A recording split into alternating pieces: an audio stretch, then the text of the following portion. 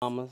So the Warrior Mamas. And this is DTM, and we're sitting here Are you already talking. live? Yep, we're live. Oh, we've been We're live. gonna go ahead and get started. We're live. So go ahead and invite Solomon, if you don't mind, to. He may have already seen it.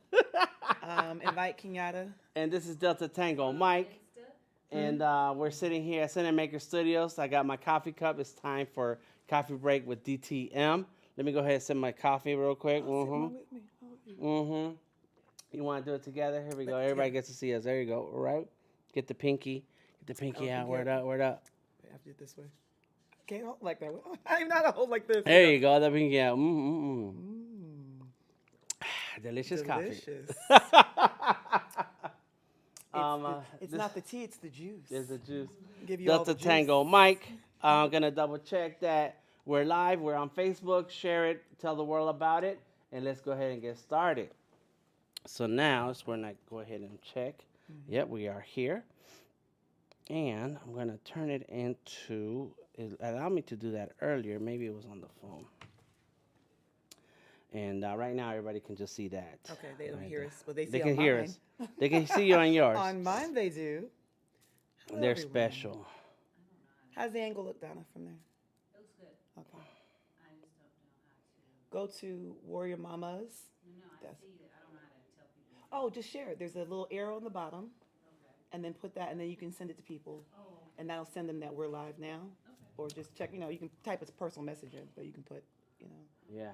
That's how I shared it with Solomon, and that's how I think I shared it. That's how we do the social media. Yes. When you got a product, you got some content, you got some information, something that you want to share, you got to get people involved and share the word, spread it, and include other folks that you know want to hear this message. So this is Delta Tango Mike. We're back.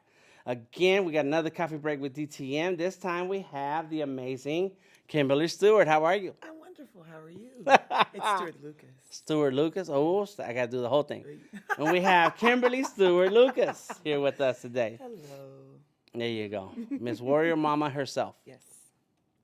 Tell us where you're from and where did that Warrior Mama idea come from. How much time you got, Dan? Okay, so, so I would say I'm a Georgia peach. I was born in upstate New York, Niskayuna, New York, which a lot of people don't know about, but it's I think near Schenectady. People know that city more so. And we moved to Atlanta in '79. Lived in Jersey for a couple of years and moved back in '88, and I've been here ever since. So I'm a Georgia peach. Okay. This is what I know. This is what I call home. And I love Atlanta. It's where we've raised our family and where I went to school and went to college and yeah. It's home. And where'd you go to college? Georgia State University, Blue Panthers. I was a communications major, Department of Communications. My degree is a journalism degree with a public relations concentration and African American studies minor. Okay. So a lot of studying. A lot of studying. Yes. Yeah. And I did the non-traditional. At the time I was there at Georgia State, we were on quarters. Now they're on semesters. Okay. And I worked full-time and went to school part-time because it was what was expected. Really, if I could have worked full-time, I probably would have. I was working at a corporate bank when I was 19, 20 years old. So, but I went to school because college was something that you just did. I think I heard my sister mention that. It was what was expected. Right. But there is where my whole life changed, really with being an African American Studies minor, because that's where I really learned about me, and that's what helped fuel me take my other classes and really stay in school. But yeah, Georgia State was where I went, and because I worked full time and went to school part time, I was there a lot longer. So Right. I was doing a quarter here, a quarter there, a couple of classes. I took a couple of semesters off, had Solomon, and then when I went back to school, that's when it really became important for me to do something that was for me, and that's where Warrior Mamas was kind of when it was born, when Solomon was conceived, because that's where we took the classes, the birthing and awareness classes, and I just learned the tools that I already had. And just resources and had a community of people that were supporting the birth wishes and the birth choices that we wanted to make for Solomon. So that's where Warrior Mamas was born. Through those classes, Teresa Howard with A Labor of Love. She's a doula. It's up in Lawrenceville, and she did classes. And just even how that came about, was just divine and someone suggesting those classes. It wasn't something that we knew about at the time. I never heard of the book Birthing from Within from Pam England, which I think is just like the best book, one Right. of the best books out there for the approach to birth. Birth is not a medical event, or pregnancy is not a medical event. It's a rites of passage. Okay. And so it's a very natural, holistic look at just that experience into labor and delivery. What to expect when expecting. It's garbage. Sorry. What? Garbage. Garbage. I really think it is, because even though there's some important facts in the book, unfortunately, it's a book that really scares people. And that's what Warrior Mamas is about. It's to dispel those myths and fears that society has about pregnancy, about getting pregnant, about being pregnant, about labor and delivery, about breastfeeding, about parenting. I posted something the other day on my Warrior Mamas page on IG that, what if everything you knew about birth was a lie? Because most of the stuff they tell you is a lie.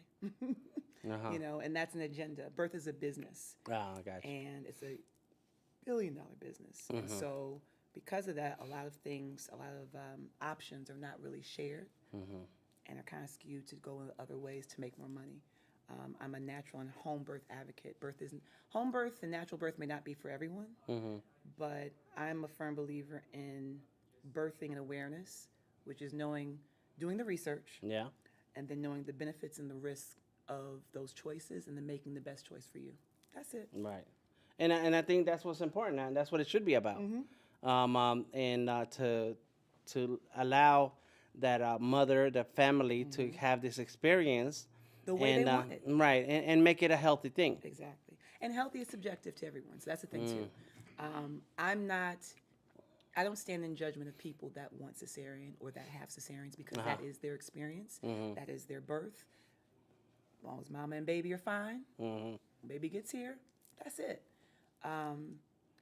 But again, in me doing the research and learning the benefits and the risks of certain choices, for us, it was a risk to go certain routes, and it was a benefit to go other routes. And so 15 years ago, when I was pregnant with Solomon, we did the tour of the hospital at Northside, a beautiful facility, beautiful, the women's center they have there. And then King Yada and I looked at each other, Lord Yada, and I looked at each other, didn't say a word when we were doing the tour. And I think it was planted then that we're not going to do this birth here. We're not going to do it here. We didn't say it to each other, but I think in that moment, that's when it happened. And one of the activities that we did during those birthing awareness classes was to do a vision board. Okay. When you're expecting, sometimes your physician or your midwife will say to write a birth plan out, a list of things that you want and don't want. And then that birth plan is put into a file. It may be read, it may not be read. The vision board is a visual of your birth plan. Okay. So it's pictures, it's words, it's phrases that symbolize what you had on that list. That board, if you have it up on the wall, if you have it up in the hospital room or wherever anyone can see by looking at that board, okay, they don't want an episiotomy. They, don't want medication being offered to them. But if it was in a file, they wouldn't know that. Nobody would know. But even for it's not even just for other people. Mostly it's for yourself. I'm a firm believer in affirmations. Firm believer that, what you put in is what you get out. Right. And so if you are surrounding yourself with, the words and just phrases and the sights of the things that you want, and you're doing it every day, you're saying it to yourself every day, you're saying it out loud, you're saying it in the mirror, and then you surround yourself with a community of people that support what you're doing, your outcome turns out 1,000 times better than you expected. And that's happened for us 3 times with birth. We've had 3 unassisted home births, and that means that it was at home and there was not a medical provider there. Our midwife, well, first of all, the first birth, it was not planned to be at home. It just ended up being there. It just happened. After the Vantage Point. Yeah, we had a party. You were dancing all night. We were dancing all night. And, at the time, I didn't really know what a contraction fully felt like. And so I was feeling, I call them sensations, because pain is very subjective to people. Right. So I don't really like using the word pain. But I was feeling sensations. A friend of ours, Rajania, had given me a massage before the party. And that's what really kicked it off. She knew what she was doing. But she's done that twice for me and started getting my birth started. But we went to the party at Vantage Point over on Ponce, and we danced. And I remember The same person that told me about the Birthing from Within book that I mentioned, right? Early in my pregnancy at 7 Nanda, saw her randomly and was going to buy What to Expect When You're Expecting. And she was like, put that book down. Get Birthing from Within. We talked a little bit in the parking lot. Maybe 8 months later, she comes to the party. I'm in the back, kind of just having contractions. Didn't really know it, but I'm just kind of like having a moment. She comes back there and she's like, hey, don't worry about time of your contractions. Have a good time tonight. And ducked out and left. Asalai. I remember Asalai Richard. And so it was divine that she was planted in my pregnancy twice at 2 different times, giving me information that changed the whole trajectory of our experience, right? And then I have a picture that Thomas Toulis captured, and I called them my doulas. It was Amamatsa rubbing my feet, I think it was Meredith rubbing my hands, and Shawanda rubbing my shoulders. A beautiful picture that Thomas captured. And then Christy said, it's time to go. She was concerned. She had lined the car with plastic and put a garbage bag. Because, again, we were just going to go home. We weren't even talking about going to the hospital. Right? So we get in the car. We passed Northside Hospital because I was living in Sandy Springs at the time. Past the hospital. Get to the house. I want a bath. I'm thinking, and what I learned in the class, what I thought was, you take a bath. In early labor, it slows down your contractions. Okay. I was in active labor, unbeknownst to me. So I took a bath with the lavender, and these are things that were actually on my vision board that we made maybe a month or so before. And the vision board was in the car because we were going to take it to the hospital. That's where we planned on having birth. I'm in the room, get out the bathtub, get back in the room. My grandmother's picture was the focal point on the board. Her picture was in the bedroom. All the elements that we wanted for our birth were that night. I had music. I had the people that I wanted there. I wasn't timing my contractions, so I was not a time constraint. I had my bath. I had my lavender. I had no one there to introduce medication because I was at the house, right? So I get on the bed, close my eyes, think I'm going to nap. 10 seconds later, I'm pushing. I'm ready to push. And I was staying with my mom at the time, and she came in and she said, we're going to do this here? I said, this is happening now. Call the paramedics. Yada called Christy, and she had a guest at the house upstairs. That person upstairs heard me vocalizing, because I was pushing. It was time. So couple of pushes, and I delivered Solomon. And the paramedics came about 5 minutes after he was born. And so I ended up going to Northside Hospital. I ended up being transferred to Northside Hospital because we weren't prepared for a home birth, and that's where I delivered the placenta. So it was just such an interesting experience. Like, I had done everything at home by instinct. So when I get to the hospital and the midwife is like, push for the placenta, I'm like, what do you mean? Like, you're telling me to push. I'm not ready to, because it was instinctual to do that. But it was a great experience, and my insurance paid for it because I was working at the time and all that good stuff. So we stayed a couple days, and I had Yada basically follow that baby wherever he went, because we were very clear about what we did and did not want. I didn't want any pacifiers being introduced to him. I wanted him to sleep with me. There was a nurse that actually came in the room and said, oh, we really don't encourage mothers to sleep with their babies because you can roll over. I said, listen, I may have been a mother for a day, but I'll tell you what I'm not going to do. I'm not rolling on this baby. I'm very aware of my space and his space. And then just even, we are a family that, we don't do immunizations. We didn't want certain shots and didn't want certain things injected in his eyes. Breast milk can do that. So there were all these things that we'd done research on that we just wanted to be clear, because, again, no one saw my birth plan. My vision board was at the house or in the car or whatever. So we just wanted to make sure that things were on point, because when you're in a hospital, that's someone else's home, and they have another set of rules. Yeah. And again, I'm not opposed to hospitals because a lot of wonderful, miraculous things happen there. But I think people need to be aware of your rights as a patient and know what you're able to do and what you're not able to do, and have advocates for yourself and for your family when you're there. So that was the birth of Warrior Mama. That's the first story. And then there were 2 other home births, intended home births that we had. You were part of the labor of one of them. I don't know if you remember. I don't. When I was in labor with Sarah, and I was by myself. My midwife and the same friend that did the massage, Rajania, they came to see me. This was the day I was due with Sarah. And I had my vision board, my other vision board in front of me. And they went to the store because they figured, she's good. She's cool. And my contractions hiked up. And I don't know, I think Solomon was with you. Okay. He was with you. And I got on the phone with you, and you were on the phone with me for about a good 2 or 3 contractions. I remember looking at my board and saying some of the words on the board to you, and you were like, okay. I was like, I'm just reading my board. This is my labor. And then Yada came home, and then Christy came and had that birth. And that was going to be a water birth. So we actually had the tub in the room, but it didn't manifest that way, but it was a beautiful experience. And we ended up getting in the water after. So Sarah was born. Nice. And then Sophia. So I can go into, this is the thing. I have a passion, and that's where Dish with the Doulas comes in. Right? Okay. So through Cinamaker and DTM, we'll start recording that next week. But Dish with the Doulas, that's my passion. I love talking about all things pregnancy and birth and labor and delivery and breastfeeding and parenting. And I'm 15 years in now, so I kind of know what I know.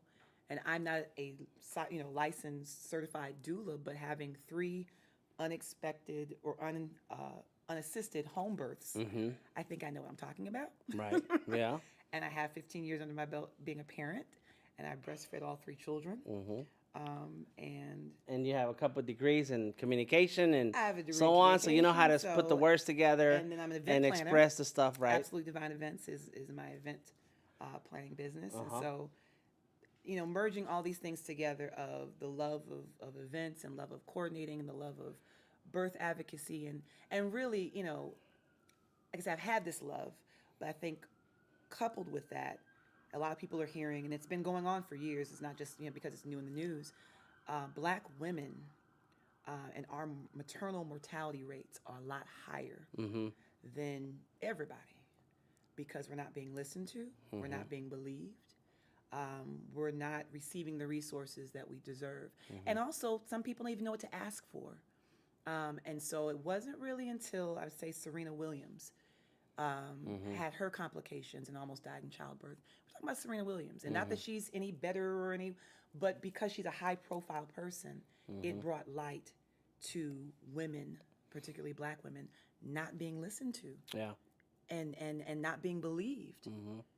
For some reason, and there is research and all kinds of historical context on this, people think that Black women can take the pain and we can endure the pain. So when we say something, it's like, she's got it. And we are strong, and we do. Right. But doesn't mean that we're supposed to, and that we shouldn't receive resources and assistance to get the help that we need or to get the relief that we need.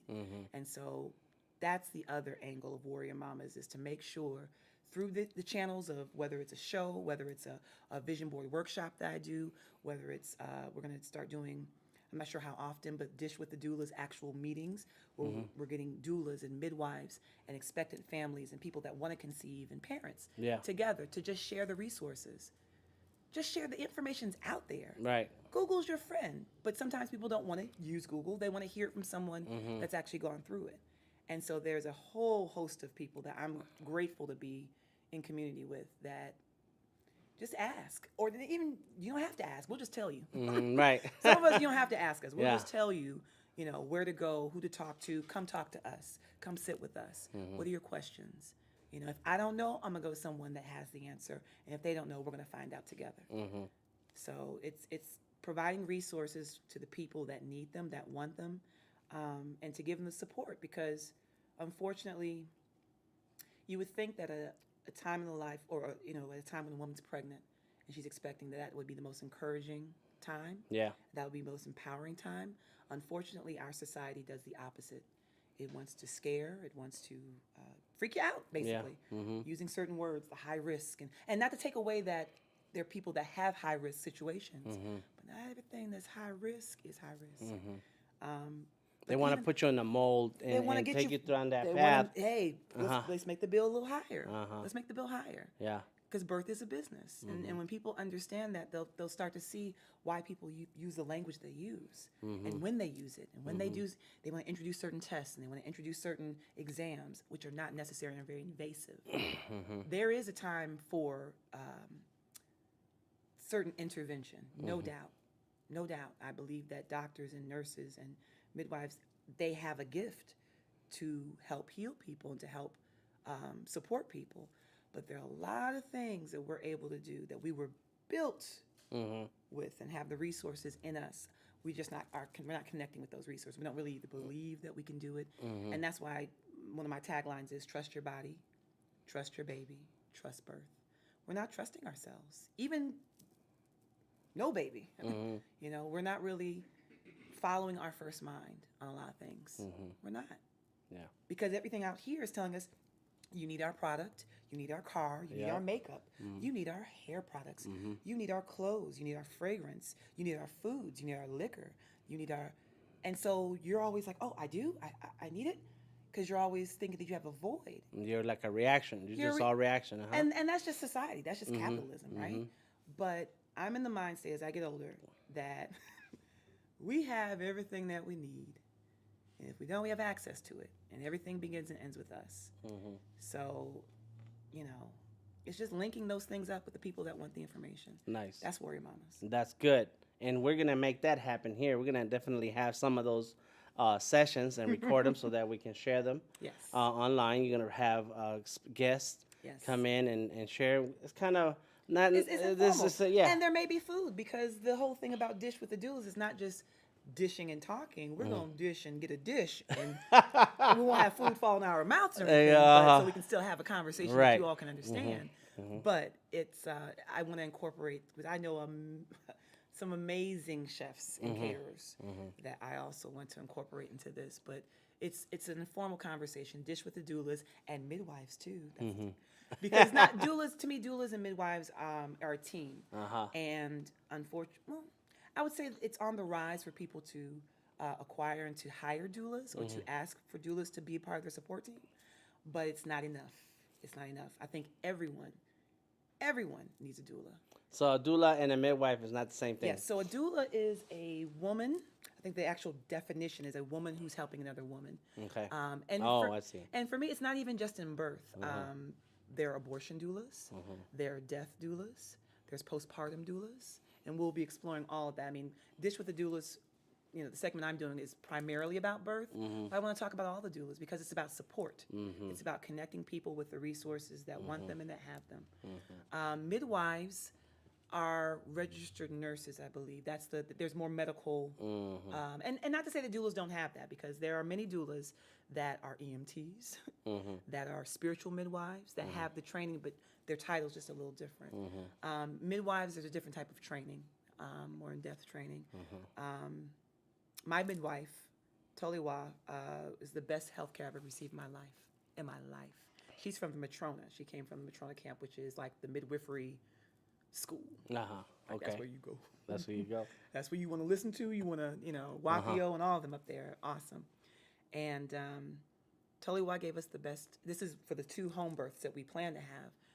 She came in, and typically when you have, depending on what insurance you may have or may not have, that determines how long you're seen. You can be seen for 5 minutes. You can be seen for 15 minutes if you've got really good insurance. But it's an in and out situation. She would come to the house. She would do all the necessary tests as far as, checking pH in urine and all those things. Bee stick. She would check blood pressure. She would check the Doppler. So we were getting the same care that you would get at a hospital or at a doctor's office. But then she would sit and talk to us and figure out what's going on with you individually, what's going on with you as a unit, what's going on in the house. She would always give us something to read. She would always give us something to watch. She would spend at least an hour at the house. Wow. You're not getting that anywhere else. No. You're not getting that. And like I said, she classifies us as unassisted home birth parents. So she really is hands off with us. When Sophia was born, our 3rd child, I delivered her in the bathroom. When I was in labor, it was just me and Kenyatta.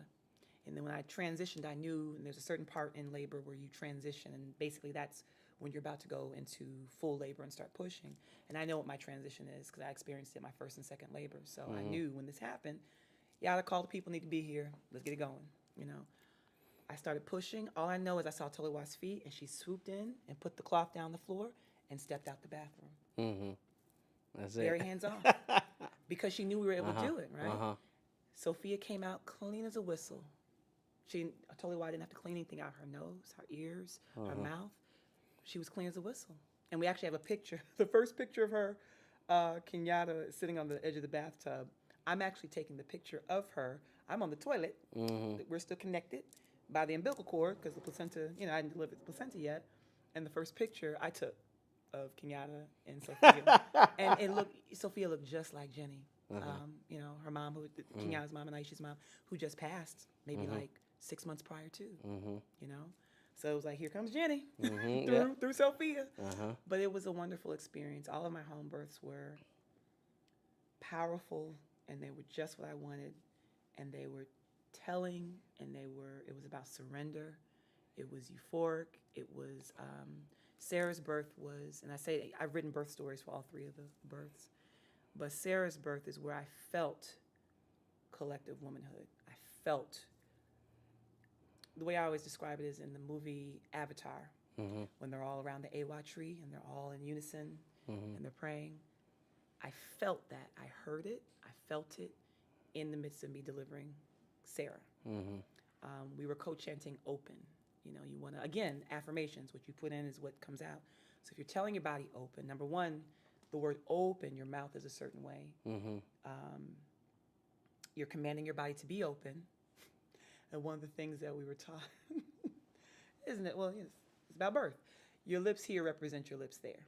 Okay. So if your lips are pierced, your mouth is pierced, you will be tense all over your mouth. And same thing with even tattoos. When people tense up, you're going to feel the pain even more. If you are breathing deeply, you won't feel as much tension and pain. Right. And there are other pain management techniques that you learn about, or they're available, But it was just an awesome experience, every one of them. And they were all unique, and everyone's birth is different. So when I share my stories, they're like, those are my stories. And that doesn't mean it's going to happen for you. It can, if that's what you concentrate on and that you want, Right. We got a birth coming up this summer. That's right. Yep. And our family. That's right. And I just affirm, and support everything that they want. But it's about keeping that vision and protecting that vision, because there are even some friends and family that will be naysayers for whatever reason. And that's really more on them, because of whether it's regrets or whether it's because of judgments or things they didn't get a chance to experience. And that's cool. Return to sender, that's their bad. So you have to protect your vision sometimes, and get the people around you that support what it is that you want, That's good. I can talk on and on about Yeah, this. you sure That's can. why Dish with the Doulist is coming out, so I can have my own episodes and talk about everything birth. That's right. And we're going to do it here. We welcome Sip you. of juice for that. There you go. Let's take some. That's right. Salute to that. We're gonna do it here at Cinamaker Studios, and this is the setup. Oh. You see what's going on. I got the iPad and switching Look at the cameras. studio. That's right. Is the set, and it changes all the time depending on what we're doing or what's going on. So right now we were doing some videos yesterday, and so we broke out a bunch of different things. Cinemaker. Yeah. So it all comes down to what's the setup, and we'll get to talk about that before you leave, so that I can have the Because setup. when I came in, I thought it was going to be on that side. I think the last time That's where it was. the backboard was, but it could be where. Yeah. I see couches out there that could be put in here. That could be too. Yeah. This is comfortable though. I like this. Yeah, and there's whole nother couch that we can put in. So. And we have to make sure we have a table for the dish with the food. There you go. That's right. So anybody who's watching this, check out Kimberly Stewart-Lucas at Warrior Mama on Twitter, or With an Warrior S. Mamas Either or. on IG. And they're all connected to my phone, so and you can see them. I can see them, Yeah, and I that's can get all the notifications. So if you follow me on Absolutely Divine Events, if you follow me on Warrior Mama without an S, with an S, that's the birth advocacy page. Reclamation Project, or Needles to the Record, all that all connects to me. That So, connects to you. yeah, it's Nice. all under the Absolutely Divine Events umbrella. What I do. Nice. And of course, I'm Delta Tango Mike, so you need to That's check me out, man. Delta Tango Mike. So let me ask you one last question. Yes. You if- asked me a question? I was gonna- Did I ask you? Did you ask me a question? No, I've been talking. You just been talking. You just need a little prompt. That's all. And that's good. That's good. Some people I have to pull pull the answers That out. might be the daddy show that you're That'd be- going to do for the doulas. I may need you to. The daddies. Oh get yeah, that out. I get the emotions out of them. So looking at Kimberly Stewart-Lucas 15 years ago. Ooh. Mm-hmm. Are we going there, Dan? Yeah, when Solomon, right before Solomon. We're going there. Mm-hmm. What do you want to talk about? What do you want to talk about? What? What would you ask me? My question to you is, what kind of advice would you give her? Oh, gosh. She's going to make me cry. Whew. You are the prize. Mm-hmm. You are the prize. You have value. You have worth. You are warrior mama. You are pouring into your family. And it matters. The work that you do matters. You may not have a 9-to-5 job, but you are doing divine work. Folks can't afford it. Mm-hmm. To love yourself, to have a self-care plan that may change as the needs of our family changes. To make time for yourself and not feel selfish in doing it, because it's called self-care. And when you make time for yourself, everyone benefits from it. Mm-hmm. It's not taking away, it's actually giving to your family, because a happy wife is a happy life, a happy mom. I don't know what rhymes with that, but it's a happy everybody. Mm-hmm. You know, and not feeling like it's backwards. A lot of times we are pouring from empty cups and we just are so tired. And so it only makes sense to me now that my cup is full and that it runneth over. Mm-hmm. So I'm able to love my family and my children and my husband and my mother and my sister and my nephews and my friends, but I'm not depleting myself. I'm not drained because of it. So I think society, again, is teaching us to love everyone else, give. And yes, giving and being of service is important, but if you don't do that for yourself first, and you know, people, to me, I see the loving yourself is loving God. I think that's a linear thing. So when you're loving God, you are loving yourself. And when you're loving yourself, you're loving God. And then you love out. Because if you're doing this, that's a broken vessel. Yeah. You're going to run out. And you're going to run out and you're going to hit the wall and then wonder what happened. So, yeah, I would tell her to feel confident about what she's doing, what she's done, and what she's about to do, and that she is the prize. Very good. Very good. I like it. Thank you very much for joining us today. Coffee break with DTM. I got my coffee here. It's almost out. It's going to be another cup for later on today. And check us out. Instagram, Twitter, Delta Tango Mike. Art is King _ATL. And today we had Kimberly Stewart-Lucas.